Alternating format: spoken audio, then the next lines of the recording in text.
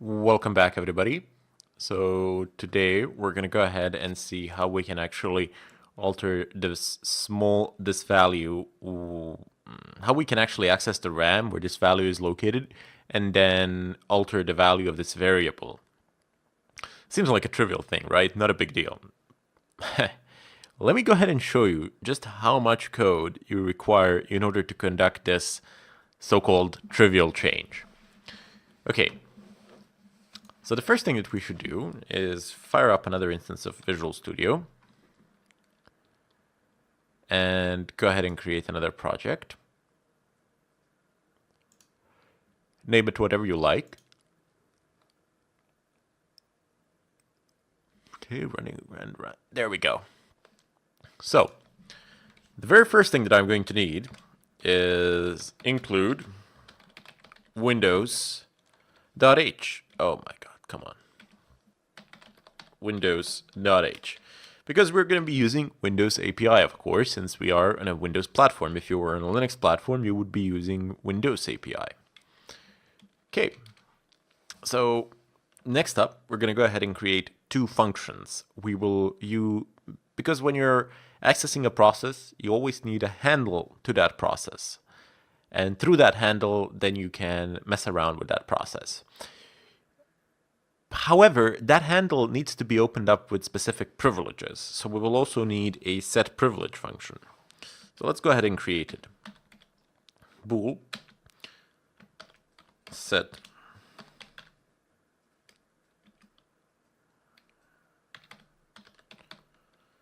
privilege, and then I'm going to type in handle h token. So that's going to be the handle that we're going to pass. Oh, sorry. Privilege. Apologies there. So the first thing that this function will require is a handle, and that handle, we're just going to name it hToken. So handle is a type of a variable, and hToken is a name. If you want to use some other name, feel free. Next up, we'll need lpcstr. Okay, and we're going to give this one a very strange name, so it's going to be lps set, lps set, and I seem to have forgotten something here, so it's lpct.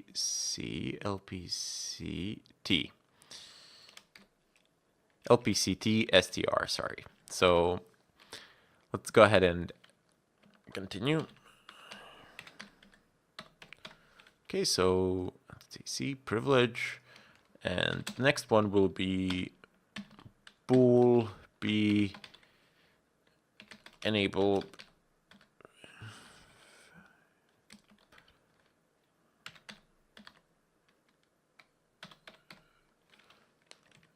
oh my god, yeah, there we go. So privilege. Forgive me, it's morning and I'm having a bit of an orientation crisis here. You can put it like that. Anyway, another function which will be a bit simpler than this one, I guess, in a way, which will be calling the set privilege, will be getProcessHandle. So again, it's going to return this one is going to return a handle, and it's going to be getProcessHandle, and we're going to use dword, and it's going to be PID. Terrific. So we have two of them here, and none of them are actually implemented down below in terms of they don't have their bodies. But the general concept is that you use getProcessHandle to actually acquire a handle to a process, which you can later on use to, I don't know, access that process, mess around with it, etc.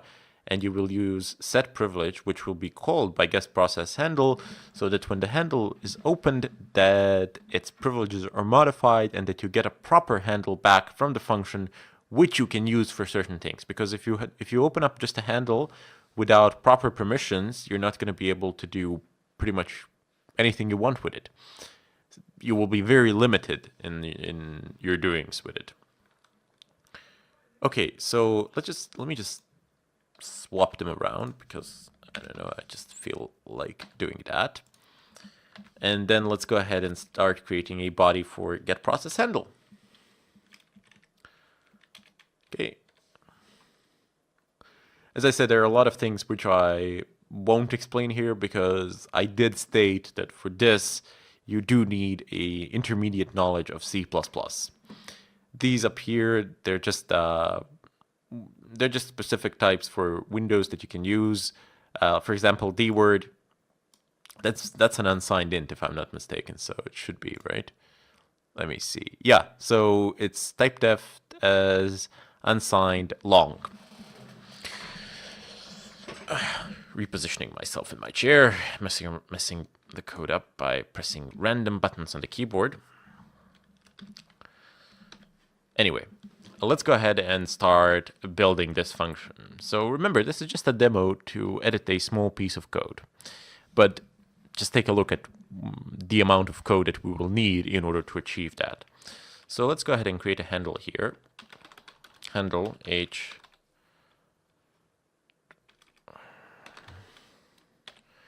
token, and we're gonna leave it completely uninitialized. And then we're gonna do this. If open process token get current process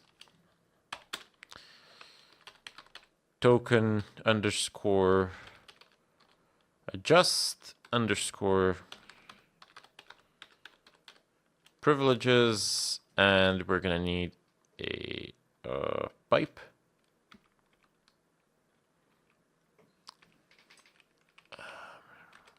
Privileges, and I'm gonna need a pipe here. Sorry, this is a bit of a strange keyboard. Okay, there we go. So pipe, and then I'm gonna type in token query.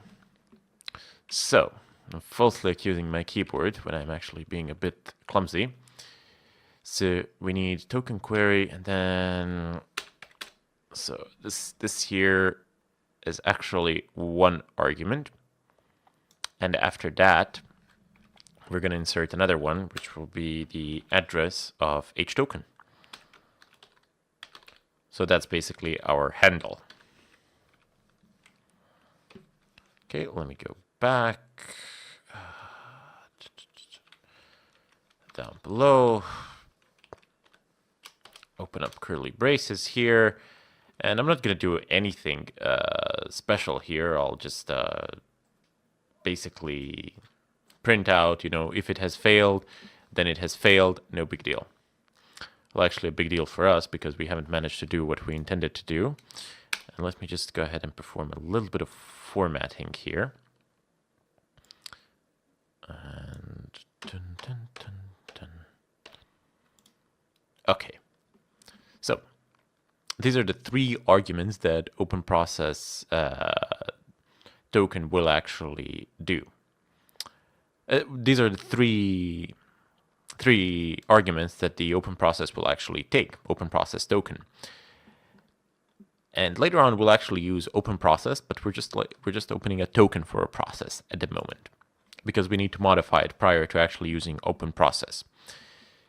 And if this fails, that means that we have, failed to open it up. So we can just do something like this. We can notify ourselves or whoever is running the program that there was a failure here. So,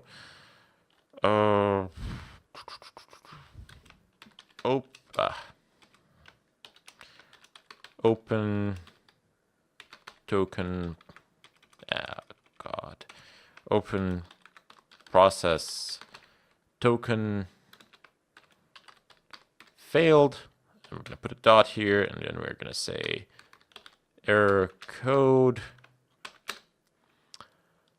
And I'm going to use the %sign u. And then I'm going to go here, put a comma, and then I will use a method called getLastError. So getLastError. Why? Well, because I would like to know why it actually failed. It's not enough that it just tells me, okay, I failed.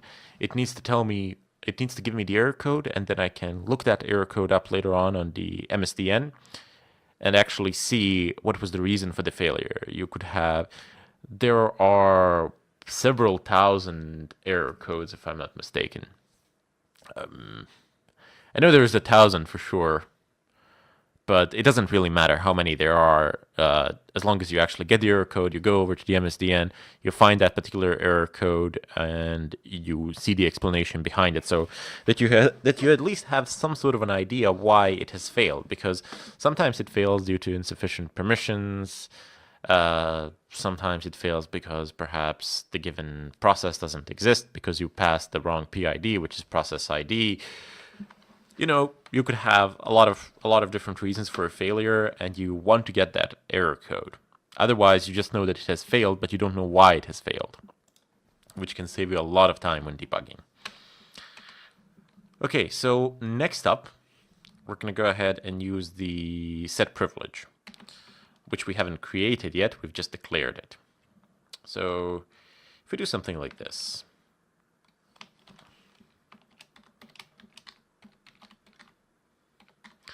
so set privilege, and we're going to pass to this method, to this function, h token, and we're going to do se debug name true, because we would like to have, if you're planning on editing a process RAM or messing around with it or doing code injections, etc., you will need debug privileges for that process. So whatever program you're using to conduct those tasks, that program will need to have debug privileges for that particular process which you're trying to edit. Otherwise, you will be stopped by the operating system, regardless of whether you are an admin or not. So it is very important to have this setup working and functional. Okay, so next up will be, I don't know, this time I can basically use printf again, no big deal. And I'm just going to say set privilege failed error code. I just put it like this, and I'm gonna create a U here. And after that, I just need get last error. Perfect. So that should be fine. No need to write anything else really, just to know that I just need to know what failed and why it failed.